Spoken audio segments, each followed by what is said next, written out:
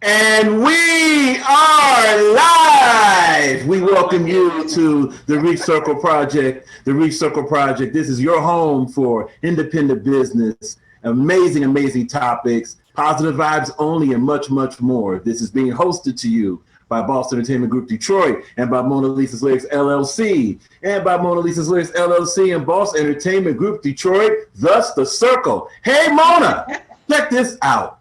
We have an extremely amazing, motivational, uplifting, and positive guest in the building tonight. Who do we have?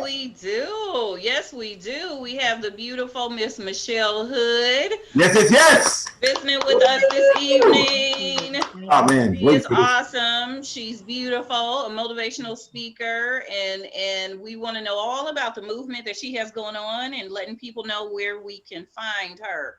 So, Ms. Hood, let me first ask you, what is your business name? We just want to make sure that we get that focused on first. Your business name and where your movement is.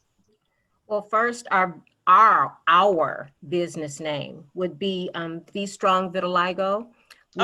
We're VStrong Detroit. We're a support group that started up with, it started with Dr. Henry Lim from Henry Ford Hospital and Lee Thomas. 2002, 2003, up into that point, it was really kind of hard for dermatologists because they were still trying to figure out how a cure could come about. Okay. For him to do that and the things that he did, and they were non-effective, it was still hard. So when he decided he said he would do the support group. And Lee and I have been with that support group from day one. So when he started that, so we've had the support group now, it's going on 14 years. So, oh my goodness, that's beautiful. We're the leadership council of it. So it's 8 members and it's maybe like 6 of us that are active. Some have, taken a little hiatus, but they will be back. So we've been doing things, we've grown within those 10 years. And within those 10 years, we have done so many amazing things. I wanted to see us excel, especially to advocate, educate, for people to get an understanding that just because of the cover of what you see, still need to know our pages, because no matter what, we're all the same. Right. But in this journey, it wasn't easy. And if it wasn't for the support group that started, and when it first started, the first day, I was just amazed, because when you're going through something like this, you think you're alone. Mm-hmm. When Dr. Lim told people to come to this support group meeting, it was standing room only. Wow. And just to see other people that looked like you and were going through transformations. Right. Some had already advanced in some of that. So it was kind of hard, but then it was a good thing because you seen someone that looked like you and it wasn't so bad. Mm-hmm. But the world would treat you so bad. It would be harsh with some of the things that you would have to go through, and for people to be so cruel and so mean and nasty, so my advocacy comes from experience, life, that I don't want anyone else to have to go through what I've went through. Right. It took me 10 years to get to the point of where you see me now. Mm-hmm. I don't want that to be for anyone else. I want them to know that nothing happens by a mistake. Everything happens for a reason. And if this hadn't have happened to me, I wouldn't have known the strength that lied within me. So it's a song that I'm trying to do my own journey with it. And that's with Tasha Lockhart. Oh, Why awesome. Not Me? Yeah. So I have my pictures of my journey to where I am today. We start off saying, why me? Mm-hmm. What did I do to deserve this? Why? Why did this happen to me? But it happened to me. And when I speak, I let the ones that know that have vitiligo. Nothing happens by chance. Everything happens for a reason. And if God put this on us, it's for us to show the world we are not our skin. Don't look at the book, know the pages, because if we were all blind today, you wouldn't know what I look like. So You would true. only go by the content that I give you. That from a heart would touch your heart. Whether it's good or bad, you wouldn't know what I would look like. So if we can get to that, because when it's all said and done, I hurt just like you, I bleed just like you. What I look like have nothing to do with the contents of my heart. So we have so many children now that are coming up with that. And I want them to know that no matter what, you're beautiful, you're a queen, you're a king, but you have to know and love yourself. And first, no matter what, with this demise, with this disease, with this, some don't want to say disease, some want to just say it's, I don't want to say disease because if you say disease, it makes it seems like you're going to die. Mm-hmm. But I told them if that's what we need to use when I go to advocate as far as going to the Capitol, whatever we need to get laws changed, that's the word I'm going to use. Okay. Because it doesn't define you as saying that you are going to die. But if it takes that element up for us to get change, so be it. So I just want people to know we're all human. And two things that everyone on this planet wants, and that's love and acceptance. Yes. But we first have to learn to accept ourselves because we That are is our so worst true. critic. So That's with so that, true. we have our support groups.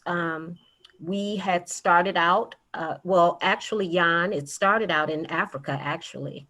Well, kind of, sort of, both in between because it started with Jan over in Africa, and I might be getting some of this wrong, so bear with me. I'm sorry, but it started there, um, and then it moved on this way. But we were the first. Detroit was the first vitiligo support group. From that, we have grown. Now we have Vit Friends.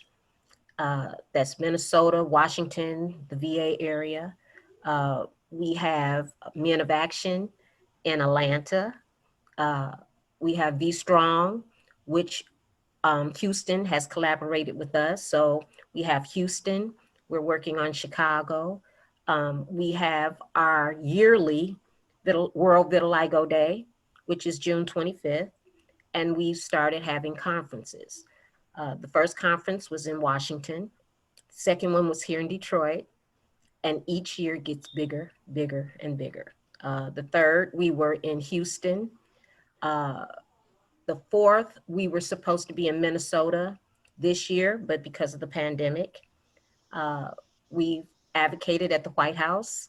We've been through Congress, Senate. We were moving through there rapidly. We touched a lot of hearts, a lot of people that didn't understand, didn't know about vitiligo. We brought education. So now when we go, they know who we are. They be like, That's hey, wonderful. so, That's wonderful. our congresswomen, it's just a blessing because I would have never, ever, ever imagined me being in this place to do this and to advocate for ones that are hiding, for ones that, and our suicidal rate. And it's Mm-hmm. 1% of the world that has vitiligo. It has no boundaries. It has no ethnic stigma, no matter what. It's only basically dark pigmented. You see that is more recognizable because you have Caucasians that have vitiligo. You just couldn't really tell until you really look at them. But I'm almost as white as some of my white friends. So it's almost, funny, but we laugh, we get each other and we compare spots and be like, oh my gosh, I'm going, but within the past, I say the past 3 years, I have turned complete. I still have some tags that I hope I don't lose, just to hold on to know, that was my color. Right. Mhm. But Right. I've been asked some crazy things because of now, by me looking white, do I still feel African American? And I was like, feel? Right. That's a weird That's question. a very But weird question. I mean, that doesn't take away my ethnicity. Right. Mm-hmm. That's why I said it. You're looking at my cover. Mm-hmm. I'm still an African American, strong Black woman. Right. I'm like, I'm strong. Right. I didn't know my strength, but I'm like, that has nothing to do with my ethnicity. Mm-hmm. So Mm-hmm. you can imagine some of the crazy questions that you get that doesn't make sense, but That would be one there. huh? That definitely would be. That would Well, can qualify you for tell one right us there. if someone is going through this particular, I don't want, it's not an affliction, it's not a disease, skin condition. How about that? Let's say Yeah, this particular skin condition. condition. That's fine. How can they contact you? How can they get a hold of the group that you're a part of? Hmm. And just, we're gonna, it's such great encouragement that you have. You're such a great advocate of this movement, but I first want to make sure that people know where to find you, how to connect with the group, in that. So can you tell us what the name of the group one more time, and if it has a website or how they can find Yes. the website? We're VStrong Detroit. You would look up under VStrong Community. Okay. It will come up. We have a 1-800 number for all of our leadership council that's on there. We all have a link or a Mm-hmm. number or just 1 through 4 that you can click. Mm-hmm. Um, the number is 1-833 VStrong. So that would be 878-7664. Um, Okay. we're on Facebook, Instagram. Uh, if you just type in Vitiligo community, Mm-hmm. all of it will come up. We're Okay. also with the Vitiligo Global Foundation. We have some wonderful dermatologists that we have met that when I say family, and God has really blessed us with some wonderful people. I mean, they came to our second, when we had our World Vitiligo Day, our conference here in Detroit. We met doctors. Doctors came from all over the world. And when Wow. they came in essence of awe. And since that day, whenever we have anything, it's no if and buts about it. They're there. They come, Okay. and if there's anything, they will sit down and talk to you. It's not where you have to pay. We have where we take care of everything, where you pay, you know, for the hotel and your meals and things like that. But for us you to sit down and speak to them, you Mm-hmm. don't have to give them anything, and they will give you their time. So where Okay. your insurance might not cover it, or you don't have the funds where you can sit down and be able to talk to a doctor one-on-one, they took their time, and we had a symposium, and they talked to everyone that wanted to talk, any questions that they had. We have several doctors. We have Dr. John Harris, who is from um, New Mass. uh, he's he works through everything as far as trying to find cures and everything of that nature. So he has his own page. Uh, Dr. Pearl Grimes from LA that deals with all of the celebrities, quote unquote. And she comes through. I call her my she hero. She's a beautiful spirit. Um, Dr. Richard Huggins, he's here in Detroit. For every meeting that we always have a dermatologist that can Okay. answer your questions at any given time. Even if you call the 1-800-833 number, if Mm-hmm. you have a question for the doctor, he will get that and can get back to you and answer you. Mm-hmm. Um, we're opening it up because we have so many that's within the community, but a lot of them are starting to come out. Mm-hmm. And I thank Tyra Banks for that, because if it wasn't for her giving Chantel Brown that platform Right. where everyone Right. can look and recognize and see, well, dang, oh, that's beauty, Mm-hmm. opposed to someone coming up in your face and screaming to the top of their lungs, you Mm-hmm. know? Mm-hmm. So that kind of changed an avenue where so many were hiding. So Yes. many wouldn't come out Mm-hmm. because no one wants to be scrutinized.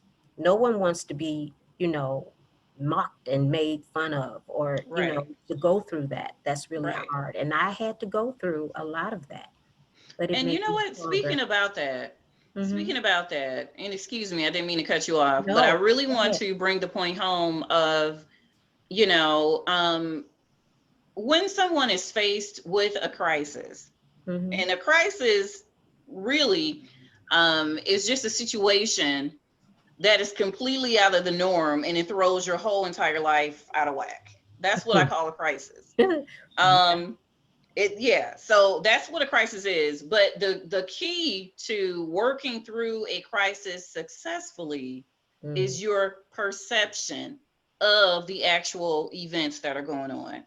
So when a crisis first happens, you have to come to the realization, oh my God, this is happening, right? So either you're going to stay in that crisis state and continue to, All right. go down, down, down with it, right? You're going to keep going through the emotional strain and, oh, this is horrible. I can't understand why. Either you can stay in that and allow it to just spin you right on into a deep depression, which Yeah. causes other things, Yeah. or you can be empowered by that crisis through the steps that you take to make it through it. So with what you're saying, I love the fact that you've spoken about your perception of what was going on. First, you went through, oh my God, why me? Oh, I can't believe this is happening. Hmm. But then you switched it around. Okay, you switched it around and said, no, you know what? I'm a strong Black woman and I know that I have a voice. Hmm. I am going to help those who feel that they don't have a voice. I'm Hmm. going to help those who feel like they have to hide it because of what they're going to have to go through in this horrible world, this Right. cruel world. And Right. I just want to kind of get your insight on that, because when you're forced to be strong, sometimes we're forced to be strong because either you're going to go down with the ship, right? Mhm. Or you're going to survive it. So it's either way. Some people can't do it, some people don't have that inner strength to do it. Mhm. But I must say, with your organization, some people may not have had the strength to do it alone.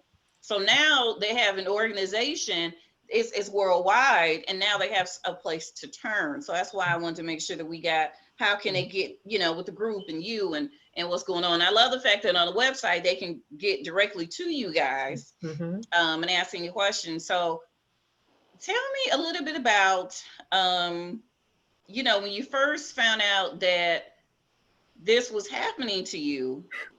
What was it, something that said to you, wait a minute, this may seem like a negative right now, but wait, you're able to be a world changer through what's happening to you and encouraging others. Tell us something about what the process of your perception changing. My perception change was the support group. Oh, good. If Okay. it wasn't for the support group, I wouldn't be I wouldn't be talking to you right now. I'm Okay. serious. Um, when it first happened, and it started, I think it started internally, Mm-hmm. but you don't know that because you can't see on the insides, right? Right. So when it started to protrude, I had a dot right on my temple. And I was like, I always had sensitive skin. So I thought it was something that maybe it broke me out. So I remember going to my general practitioner, and he would look at my ear and he would say, "You keep scratching your ear. Your ear is raw. Does it feel raw?" And I was like, "No." But it was starting internally, but it didn't Oh, dawn on me wow. till years later. This was like years later. And so I kept saying, "Why?" But I would itch. My ears would just itch. But later I found out that when a patch would be getting ready to miss, you don't feel it. You don't feel that your skin, you don't know. I can go Mhm. to sleep and wake up and a patch is gone.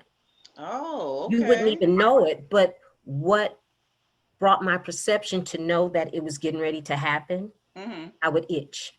Okay. And the more I found out, and I'd be like, "Oh, I can't scratch. Oh, don't scratch." I would Mhm. think if I don't scratch, but it was going to happen regardless. Right. I can go Right. to sleep, but stress, any type of trauma, that Mhm. would bring it on, Mhm. So when it first started, I went down to the medical center, and they, because the little dot started getting a little bit bigger. It was like the Oh, size okay. of a dime. And then it started to become bigger, like a nickel. Mm. Then, and I was like, okay, they told me to go to dermatology. And when they came in, it was only one doctor that they did the test. And then I was sitting and they, "Wait, we'll be back." And then it was like 6 doctors came. I thought I was getting ready to die. I'm like, Oh, you wow. see all these doctors come in, and I'm like, That is overwhelming. That sounds overwhelming. Yeah. like, "What's going on?" And they was like, "You have vitiligo." And I was like, "Vitiligo?" I was like, "Is it something you catch?" "Oh, who done gave me something?" Mhm. That's the only thing that I never heard of vitiligo. And so Mhm. they said, "Well, it's something that you don't, it won't kill you. Physically, it won't kill you, but it can kill you mentally." And I was like, Mhm. Yes. "Okay, so what is it gonna what is it?" And they said it's where you might lose your pigmentation, and it might just stay like that. They didn't know anything. So Oh, then okay. they wanted to um, start me with the rail band light, where I go and stand in the tube, and the light, you know, I stay in this light, but it was making my patch bigger. Oh my And I goodness. said, "Oh, I'm not coming back because I'm saying take it away. It's bringing more. You're going to bring more out." And so I did that for maybe a month and a half. And then when it started getting bigger, I never went back. Okay. So I didn't go back. And so then at the time, I could use Mary Kay because I only had just this little bit right here. Right. 2003, my mother passed. When my Oh. mother passed, I had a lot on me. Mhm. At the time, I didn't know that stress was one of the main triggers. So because of that, I started spreading rapidly. Oh, And wow. then it started like I said, it was a quarter, then it started coming all the way down to here. But I could still kind of cover it because it was Mhm. still kind of small. Then we buried my mother in February. I got married in March. My sister was getting married in April. Ooh, So that's I a had lot to going on take, at one time. because my mother passed, I had to take on the responsibility of making sure my sister got married. I Okay. didn't have a wedding. We just went and did our nuptials so I could take care of my sister. But it was Mhm. just steady, steady, steady, steady, this. And then things just started to happen. And it started taking over my face. And I was like, "Lord, please do anything else on my body, but not my face." And it seemed like the more I prayed, "Don't touch my face. The I more it touched tried her the face. best." That's where it hit the most, my Mhm. Mhm. and I was like, "Oh my God." Um, and I live in Belleville, so I was going up in town to get some things for my my granddaughter for school. And that's where I met a lady. And she said, "You have vitiligo?" And I was like, yes. And she said, I do too. I was like, really? Where? Okay.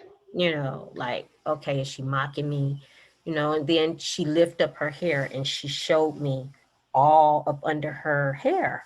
I was like, Okay. oh my God. And that's how I got introduced to Dr. Lim. Between her and then I heard what she said, but you know, you can be, I wasn't optimistic. Yes. And I saw another gentleman, he worked at Myers and he chased me out to my car. And I was like, look, man, I paid for my stuff. Don't, you know, Oh I my have my goodness. receipt. I mean, what's the problem? He said, no, you have vitiligo. And I was like, okay, this is the second person within a week that didn't. Yes, I have vitiligo. Yes, I don't know much about it, but yes. And he said, if you go see a doctor, I had vitiligo, and look, I have all my pigment back. That light Oh was like ding, wow. ding, ding. Like really? So after that, I listened to him, and it took me a month. I went home. I told my husband, and I said, okay, I'm gonna make an appointment. I'm gonna call. I went to Dr. Lim. 6 months, I promise you. I used Protopic. He told me to use this Protopic. In 6 months, my whole face had repigmented, except for around my mouth and around my eye. I was like, thank you, Jesus, you know. Wow. But once you can repigment, it's not saying that it's going to stay because you see where I am today. Right. So going through those changes, that was hard for me. And my worst experience that I can ever say that I've ever had was on a Saturday in a Walmart as we would shop. We would go every Saturday morning to get all of our toiletries. We worked through the week. Saturday was our shopping day, wash day, you know, whatever. I was standing in the aisle. My husband was getting things. And as I turned, and anybody know Walmart on a Saturday morning is overpacked. Yes. And I turned, and when I turned, this particular day, he would not let me put my makeup on. He said we didn't have time to put makeup on. And I said, okay. When these two women came, and when I turned, they stopped in front of me and screamed the loudest of their pitch in my face. Wow. That was the most humiliating. I just, and you know how I was in shock, but he was down on that end. He didn't know. And you know how you hold a cry, but you know if somebody talked to you, you Yes. pour it out. Mm-hmm. Like, so I didn't want all the other people to see me cry, but I was holding it in. And when he came to put the stuff in the basket, he was like, what's wrong? And I'm shaking my head. Like, just, I can't say, don't talk to me. Just don't say Right. anything. And Right. I'm shaking my head. And he was like, no, what's wrong? And I couldn't tell him. And he said, put the stuff in the basket and let's go. And we walked out the store. And he said, what's wrong? And boy, I mean, the floodgates just came over. Yeah. And I told him, and he said, where are they? I couldn't even describe them except for to say they were two white women. Okay. That's all I could say. And he said, you okay? He said, we can go home. I said, no, I done came out and I done cried. I got it out. Let's go finish what we got to do. Walked back in the store, Wow. did what we had to do. And in that time, you know, I went through a lot of transitions. But like I said, if it was not for the support group Mm-hmm. and knowing that there was some, and then you hear, and you know, we always think that things are bad. And you know, your parents used to always say, but it's always someone worse than you. Yes. And when you can hear the cries of some, you know, I never wanted to commit suicide. Mm-hmm. It was never that bad for me. But when you hear different ones saying they're trying to take their lives, or they're talking to me, or they're on, you know, they're hitting me up in Facebook and they're saying, I can't take this. And I talked to this one guy, he was in London. I talked to him for the longest. And he said, I can't deal with this. They're scrutinizing me. They're mocking me. I can't deal with this. He said, I'm just going to end my life. And I kept saying, please don't. Please don't. Wow. Please. And to this day, I haven't heard from him anymore. Mm. So you don't know, we're all different. And even when it comes to having vitiligo, our immune systems, none of us have the same immune system. That's why there's not one particular cure for vitiligo. Right. Because that's understandable. Yeah, that makes sense. We all have different, blood types. Our immune systems are totally different. So what might work for Lee might not work for me. What worked for me might not work for Lee. Right. So they're doing so many things, but because of Dr. Harris, who, he's in research and he's doing so many things, and when I tell you, you see these people that's on the front lines that's fighting for us. And it's not that we have to pay them a dime, but they're so committed. And I just look at the children that are coming up, that they don't have to go through the scrutiny I thought that I went through. But then when you see the ones that were older than me, way older, that they didn't know anything, and they tell their stories about how they would cook them under lights and how they would just be burned. And oh my goodness, it was just, you would be surprised to hear all of the experiments that they would end up using them for, because no one knew anything. And it's another thing that I want changed. Well, it's quite a few. I have a lot, and they know I got a lot, but I'm not understanding how, if you're a doctor, my gynecologist, you don't know how you look on the inside. You can't see those things. Right. But if you don't even know about vitiligo, I think that should be something. I don't feel that if you're a doctor that you should just, if you're just in gynecology, that's all that there is. I think when it comes to skin, you should know everything that happens, because you're looking and you're thinking that it's something else, and it's vitiligo. Right. But if Tim, did you have a question? Yeah. I'm sorry, not to cut you off. I wanted him to get his question. Not a problem. And I just want to say that we just appreciate you even being here to get us not just enlightenment, but motivation, and also give us a good perspective about what it takes to overcome such things, especially dealing with society. Yeah. The main question, especially based on what you said as far as knowledge, you mentioned a lot of doctors don't have the knowledge of vitiligo, or a lot of society doesn't. Could you, for us, list maybe the top 3 to 5, or just the top 5 myths about vitiligo, and then what the actuality is? The 5 myths? The 5 myths, top 5 myths. And then like, once you list those, then say, okay, this is what the myth is, but this is what actually is going on. Well, one of the myths is that it's contagious. I was just going to say that. I was going to get it, and it's not contagious. Right. The other myth, wow, that's kind of myth. Other than being contagious. What about the myth that it may be life-threatening? Do you think that some people avoid getting checked out for it because they think it's life-threatening, and they just don't want to, I think one of the myths, when it comes to that, people think that it's cancer. Right. And that's not.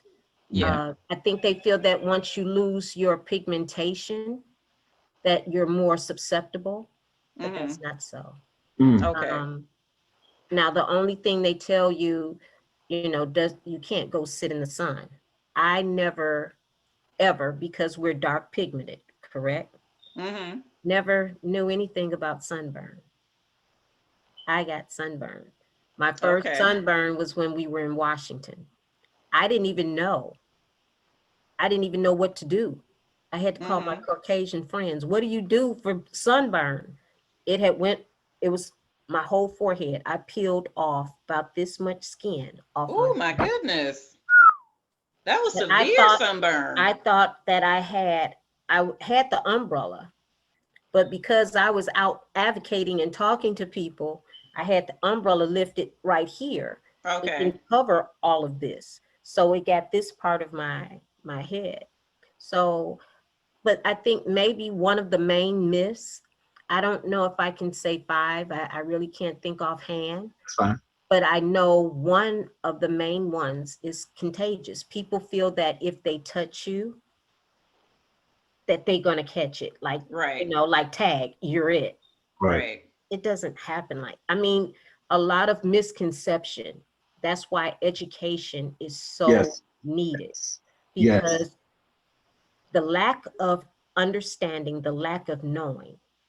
And once you know, then you can proceed. But when you don't know, those myths, all kind of things come through your mind. You know what I mean? So some of it, I'm not for sure, as I've talked to some people that don't have vitiligo. And one thing that I can say, adults, you would think adults would be the ones that would be more understanding, but Nah. it's the children. Yeah. The children would come up, and I'm a wuss. I'll cry. I was sitting in the lobby, and a little baby came up, and her mother was sitting there, and the baby just came and she said, "Oh, you have a boo-boo." And I just bawled. I just sat there and started crying. And the mother was like, "No." I said, "No, she is so sweet." But, she embraced me. She was like, "Oh, you have a boo-boo." But this was before I turned completely white. I Mm-hmm. had the raccoon syndrome, where Mm-hmm. it was my circles around the eyes and around the mouth. So I was dark with big circles and around the mouth. And anything that's moist that you have to constantly wash, is hard for it to repigment. So Okay. um, around my mouth, that's why when I did repigment, everything came back except for all around here. Oh wow. Yeah. Another misconception that just kind of like slipped in there was that there's this thought that it's a cookie cutter thing. Well, all vitiligo's the same. It starts here, Mhm. place. That is completely false. Yes. And we got to be sure to bring attention to that. Like, and often with our program, we'll say there's no cookie cutter to this and that. Well, there's no cookie cutter to vitiligo. There isn't. There's different And degrees, there's different shades, and all that. yes. And then you have oh my God, why is my brain messing with me? But there's 3 types of vitiligo. Mm. Um, I call mine sporadic because I just flow. It's everywhere. Then you have segmental, where it's just in certain spots. Like Chantel Brown, if Mhm. it hit this elbow, it's the same place on this elbow, right? Her knee, the same spot on the other knee. Oh, okay. It hits the Okay. same spots. Mm-hmm. It's not where mine it just flows, Or random. Yeah. it's So just you had everywhere. no. Okay. And then you have the other one where it only takes half of your body. One of them, I never knew that. yeah, Well, we'll go back to that. You said, so what's the one that's called that takes half of your body? What's the name for that? I want to say, see, I'm going to mess up. One is segmental. Segmental is half of the body. Oh, segmental's So that. the one that is, oh, I feel so, I hate when I can't think. That's okay. That's okay. So You there's a got it. specific name if it only takes Yes, half. it's 3. Segmental, it only does one part of your body. Okay. One of my vitiligo sisters, Kim, it only touches her left side. Oh Mm. Nothing wow. to the right. Only, some it could just do all the right side, but it only Wow. goes, it just like straight down the middle. And it's just, Really? yeah. When I'm we learning so much. I really am. I did when not we know get that. together, it's so amazing because we all get to, and we just look at each other's spots and see how, because it's almost like a ray of art. I kid you Yeah. not. One of the girls, hers comes out in hearts. She Really? I'm telling you, when Wow. you start meeting so many and you just be like, wow. Then you be like, Wow. oh, I want hearts. I don't have a heart. You see a Wow. heart somewhere, you know, but It's almost like a natural. It's like an autoimmune tattoo. It's almost in yeah, that case, right? It'd yes, be autoimmune tattoo, almost. right? Yeah, Well, you know yeah. what? I've learned so much today. I'm so Mm. happy that you were able to You got to join bring us. her I'm so back. You got happy to that bring her back. I'm so happy that Definitely. you brought I'm attention to honored the that you organization. all, I'm honored. I really am. I'm honored Yes. And because, you know, one thing that we are really big on is trying to allow the world to understand and wrap their minds around different ways of life, Right. different struggles, different crises, different cultures. And that's what the Reach Circle is all about, just bringing people together, whether yeah. they're business owners, moms, dads, community workers, motivational speakers, activists. And I'm so happy that you are now a part of our panel, our esteemed panel of Right. activists and Okay. motivational speakers, because there's so many different things that the Reach Circle Project, along with Mona Lisa's Lyrics and Boston Entertainment Group, will be doing tour wise next year. So we'd Oh, love to collaborate with you and work with you more. And yes, we will definitely be in contact. And thank you, Tanya Michelle of the oh Entertainment God. Lounge, I for love referring. Thank you, her. Tanya. Hey, This is, Tanya. You see We you. love her. yeah. And now we'd love for you, if you have a few moments to stay for our next segment called He Said, She Said. Do you have another couple minutes? Oh, I'm off work. I'm good. Okay, good, good. Okay. All right, so Okay. we'll have Mr. Tien go ahead and start our next segment. Take it away, Tien. Well, we just had a magnificent interview and a whole lot of great information and balanced information from our amazing guest, Michelle Hood. We got updated and educated, but as usual, we have come to the home run hitting part of the show. And we're still going to call it He Said and And she She Said. said, Tell me about that. Well, what happened is he moved. Well, that's pretty hard. Tell me about that. Well, what happened is he moved.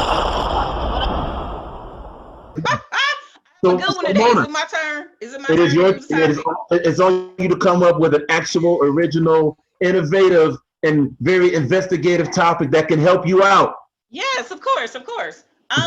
So with us talking about the differences, right? The differences in people and what we may be fighting through separately, and you know, calling for understanding on a global platform of how people are different, right? Hmm. So when it comes to dating, and I know you said that you've been married since 2003, and I want to know, like in your journey, even before then, even before you were married, were there certain deal breakers that you had? Mm. As far as a strong Black woman, were there deal breakers that you 100% said, okay, I would love for a man to be in my life that has this quality, this quality, this quality, but if this has happened or this or that, I can't do it. So, and I think and I'm a single mom, so that's kind of like what I ask people, new people. I meet people all the time, just people, period. Hmm. Um, and one question that I ask people is, okay, so what's your deal breaker? Because we all have them, whether we want to admit it or not. We do. There are some things we just aren't gonna go for. We ain't gonna work through it. We ain't gonna go through it with you. And Mona, just to add to your question, if it's okay, Michelle, if you could also, because you have grandsons, right? You have sons and all that, right? Hmm. What deal breaker would you suggest that they have to put on somebody also? So not just your own deal breaker that you used to have, but what deal breaker would you say, like, for my son, I want him to have this as a standard, or for my brother, or for my grandson, what deal breaker would you want them to have?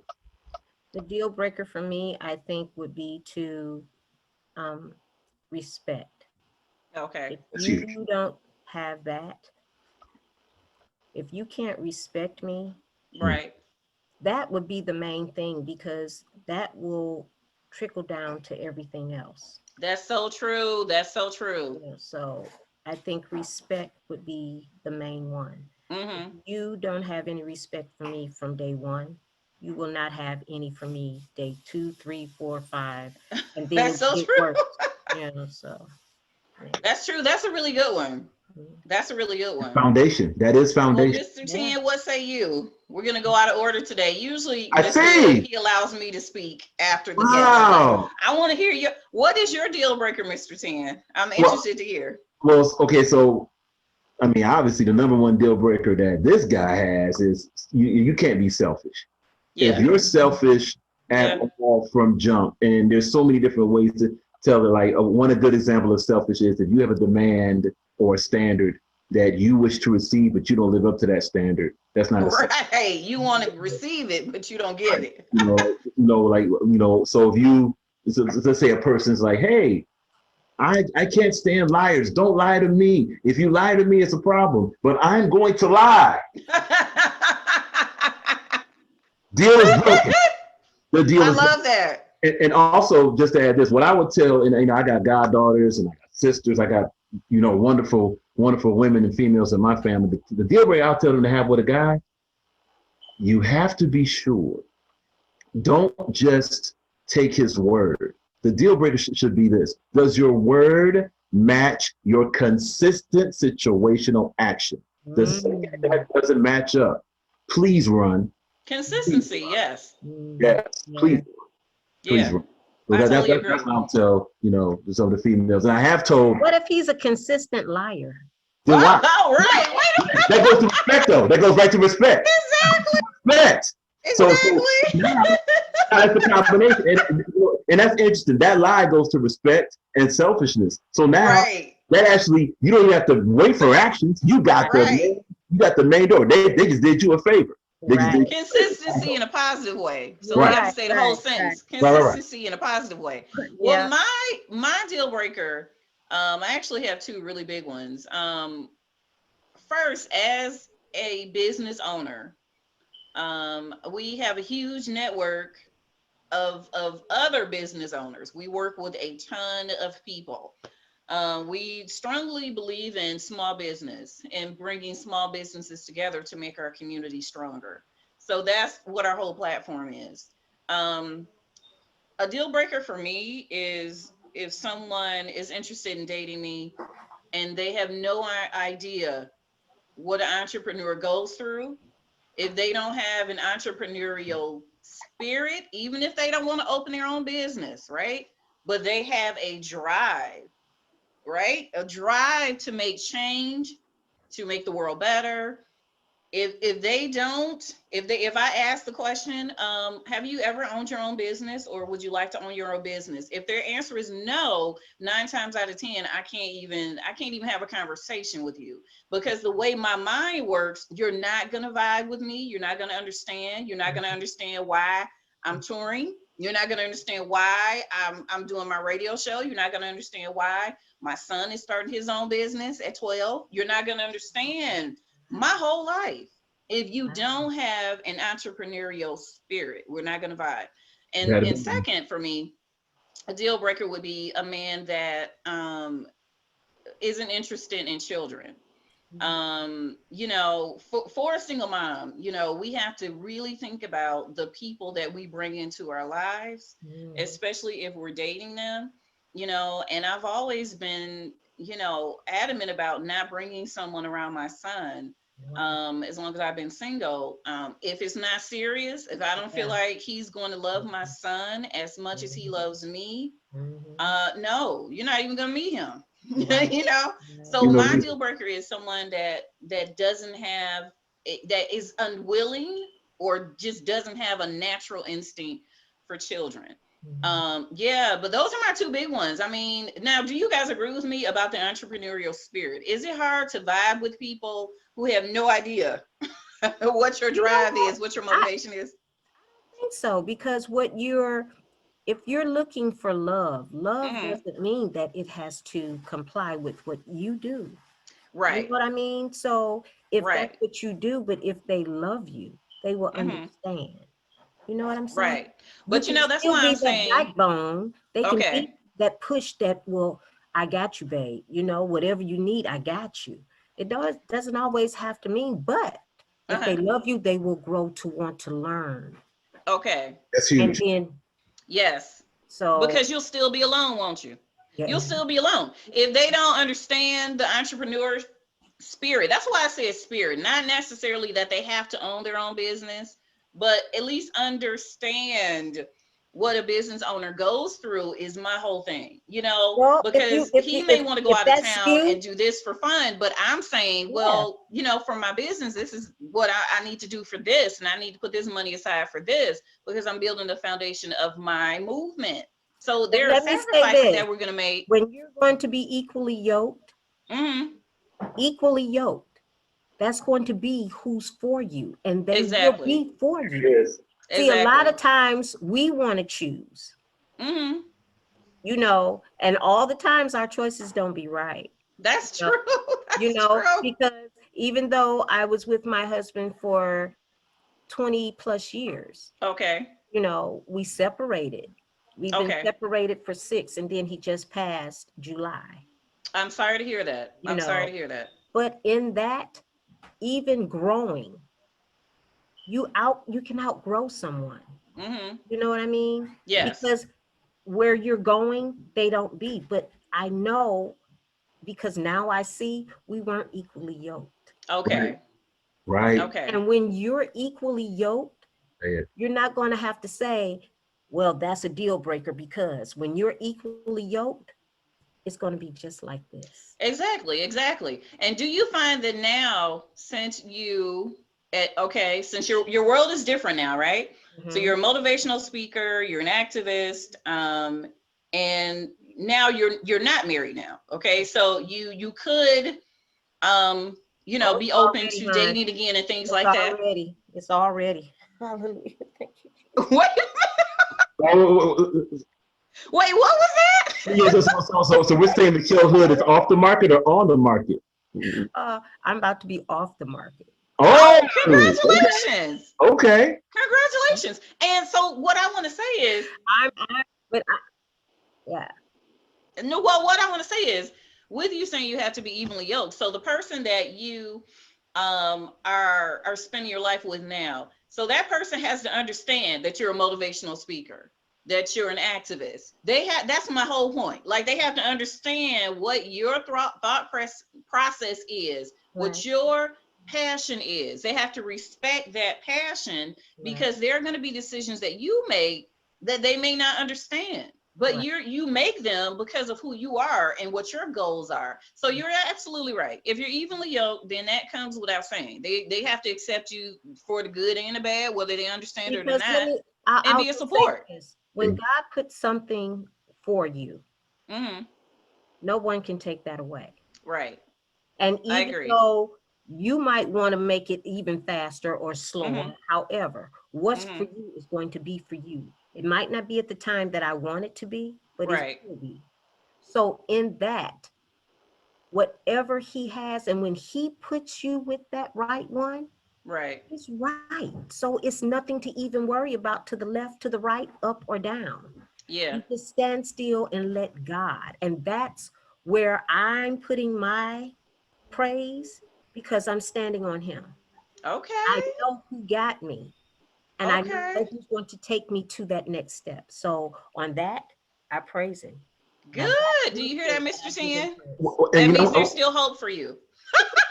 Always. I'm teasing him, Miss Hood. Look, Tin, that means God will still. That means let's hope for Mona. That's all that means. Check this out. The thing that's beautiful about compatibility, and this is why, you know, we talked about deal breaker before, and the first thing that was said over here was selfishness. But here's why. Because when you're compatible, not only I meet a lot of people too. A lot of people got their wish list. I want for me. All I hear all day. Right. But here's the thing. What if that wish list is something that don't want you? Yeah. See, the thing is, now, when you're compatible, not only is it compatible for you, but watch this move. You'll be compatible for it. Imagine that. Like, so that means, and this goes right to what Miss Hood is saying. Yes. It will be, not only will it fit and be compatible in the name of God, but it'll be something that now you'll be able to work as a team in both situations. So now, if a business person is with someone that's not in business, you'll be able to say, you know what, I got this, but what's going on over there? How, ready for this? How, as a partner, can be used to assist you in your 9 to 5? Yeah, right. The same way as the 9 to 5 person could be used to assist in the entrepreneurial life. Right. Those will So be you have to things. be evenly yoked, as Miss Hood said, and I totally agree with that. You Compatibility. have to be very considerate of the other person's passions and what drives them. And I think that's a really, really good close to this segment of He Said, She Said. I really enjoyed having you here, Miss Oh, Michelle man. Hood. I You enjoyed are awesome. We want to Please give you a give hand it clap up because for Miss Michelle you brought a Hood. lot to this show. You brought a lot to this show. So thank you so much for being on with us today. Thank you so much. I So appreciate encouraging. you guys so much. Oh, Yes, wow. and we are going to be in contact with you because, as I said, we have a Mompreneur of the Year movement. We have an Executive King of the Year movement for our dads, and we'll be on tour next year. Okay. So I'm going to be calling you, letting you know what states we're going to be doing, and I'd love to get your platform out all over the country. And so we'll be in touch soon. But see, this is what I'm saying. See how God is working things out? Yes. Connections, networking, like-minded. Yes. What do I always say, Tien? We can't work with everybody. Right. It's impossible. We can't. If you don't have the same mindset, if you don't have the same drive, if you don't have the same community spirit that we have, we can't work with you. I am so happy that we met with you today, that you were able to tell the world what you do and how they can find more information. And we appreciate you, and we will talk to you soon, Miss Hood. Thank you. This has been All right. the Reach Circle Project. This has been He Said, She Said in the Reach Circle Rap. Everyone, please give it up for our guest, Michelle Hood. Woo! And we'll be catching you super soon. In the meanwhile, take care, be safe. Later. All right, good night. Night. I've had vitiligo for almost 20 years. People can be very rude and very mean and nasty. So because of that, I've grown to know that I love me.